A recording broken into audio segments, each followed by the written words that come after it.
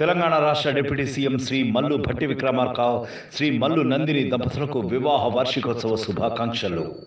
మీ bug Harish, bug ఫణీష్. రాష్ట్రంలో గడిచిన 4 రోజుల నుంచి భిన్న వాతావరణం కొనసాగుతుంది.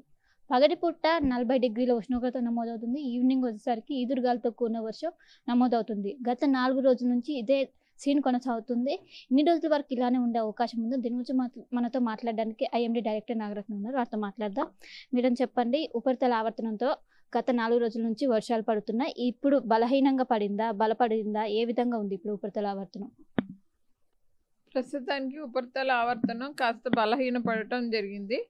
అయినా సరే దాని కొంచెం ఫీబుల్ కండిషన్స్ అవి లెఫ్ట్ ఓవర్ ఉండటం వల్ల తెలంగాణ రాష్ట్రంలో ఈరోజు చెదురుమదురుగా కూడా ఈ వెస్టర్న్ పార్ట్ ఆఫ్ తెలంగాణ, అలాగే దక్షిణ తెలంగాణ, అట్లాగే సెంట్రల్ తెలంగాణలో కొన్ని చోట్ల, అలాగే ఉత్తర ఈశాన్య తెలంగాణ ప్రాంతాల్లో తేలికపాటి నుంచి మోస్తారు వర్షాలు, అట్లాగే ఒక్కొక్కప్పుడు ఉరుములు మెరుపులు కూడా ఉండే అవకాశాలు ఉన్నాయి ఆ ప్రాంతాల్లోని. అలాగే రేపటికి కూడా చూసుకున్నట్లయితే కొన్ని పశ్చిమ తెలంగాణ ప్రాంతాల్లోని కొన్ని జిల్లాల్లోని తేలికపాటి నుంచి మోస్తారు వర్షంతో పాటుగా ఉరుములు మెరుపులు కూడా ఉండే అవకాశాలు ఎక్కువగా కనిపిస్తున్నాయి. 3వ రోజున చూసుకున్నట్లయితే 12వ తారీఖున కూడా తేలికపాటి నుంచి మోస్తారు వర్షాలు ఉత్తర ఈశాన్య జిల్లాల్లోని, అట్లాగే సెంట్రల్ పశ్చిమ దక్షిణ జిల్లాల్లో కూడా ఉండే అవకాశాలు ఉన్నాయి. 1-2 చోట్ల ఈ తేలికపాటి నుంచి మోస్తారు వర్షాలు ఎక్కడైతే ఉన్నాయో అక్కడ ఈ థండర్స్టార్మ్ యాక్టివిటీ అట్లాగే లైటనింగ్ కూడా ఉండే అవకాశం ఉంది. ఆ తర్వాత రోజుల్లో కూడా ఇట్లాంటి ఉరుములు మెరుపులతో కూడినటువంటి వర్షం 13-14 తారీఖుల్లో కూడా 1-2 చోట్ల ఉత్తర జిల్లాల్లోని, ఈశాన్య జిల్లాల్లోని, తూర్పు జిల్లాల్లోని, మొత్తం తెలంగాణలో చెదురుమదురుగా ఉండే అవకాశాలు ఎక్కువగా కనిపిస్తున్నాయి. రాష్ట్ర ప్రజలందరూ అందరూ ఎదురు చూసేదే మే 13 ఆ రోజు ఎలక్షన్స్ ఉన్నాయి. ఆ రోజు వాతావరణం ఏ విధంగా ఉంటే ఇప్పట్లానే సాయంత్రం పూటనే వర్షం పడే అవకాశం ఉందా, నేను పగటిపూట కూడా పడే అవకాశం ఉందా? ఇప్పుడు చూసుకుంటే కనుక 12 రాత్రి దాటినాక తెలంగాణ ప్రాంతంలో కొంచెం ఈ క్లౌడీ కండిషన్స్ అవి వచ్చే అవకాశాలు ఉన్నాయి. జనరల్లీ క్లౌడీ కండిషన్స్ అవి ఏర్పడే అవకాశాలు కనిపిస్తున్నాయి. అయితే 13వ తారీఖున కూడా మధ్యాహ్నం నుంచి చూసుకున్నట్లయితే కొన్ని చోట్ల తేలికపాటి నుంచి మోస్తారు వర్షాలు, అట్లాగే వాటితో పాటుగా ఉరుములతో కూడినటువంటి లైటనింగ్, అట్లాగే థండర్స్టార్మ్ యాక్టివిటీ, గాలి తీవ్రత 40-50 కిలోమీటర్లు కూడా ఉండే అవకాశాలు కనిపిస్తున్నాయి. ఓకే, ఏమైనా అలర్ట్స్ జారీ చేస్తున్నారా? ఇప్పుడు ఆల్రెడీ ఈ థండర్స్టార్మ్ యాక్టివిటీకి థండర్స్టార్మ్ అలర్ట్స్ అవి జారీ చేయటం జరిగింది. మొదటి 3 రోజులు ఎల్లో వార్నింగ్స్ ఇవ్వటం జరిగింది.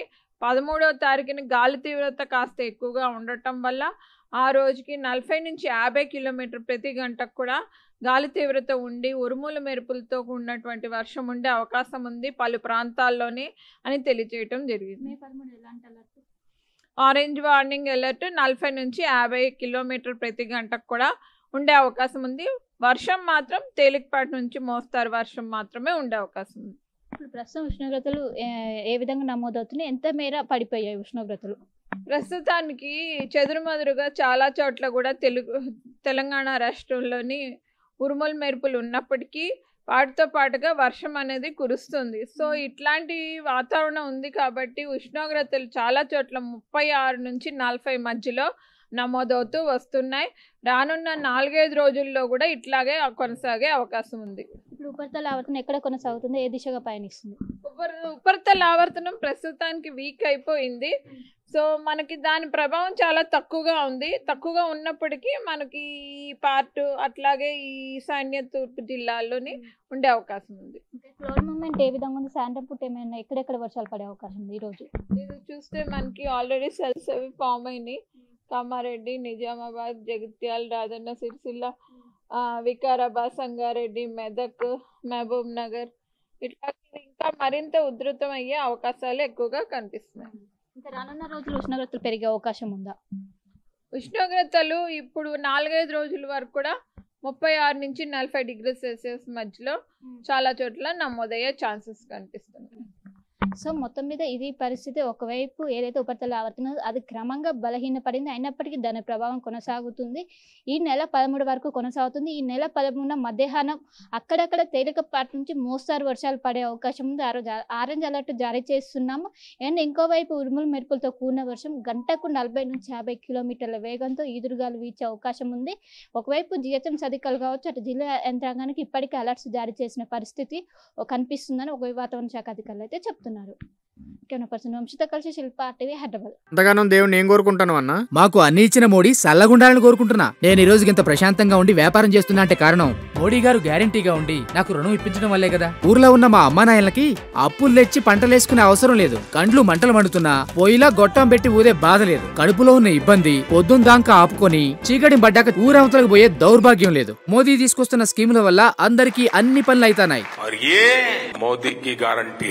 నేను ఎంతో సంతోషంగా చెప్తున్నా, ఇది నా భారత్. మోదీ గారి ఆలోచనలతో ఎదుగుతున్న భారత్. కమలం గుర్తుకి ఓటేద్దాం, బీజేపీని గెలిపిద్దాం. మోడీ మన అందరి నేస్తం, బీజేపీనే గెలిపించేద్దాం.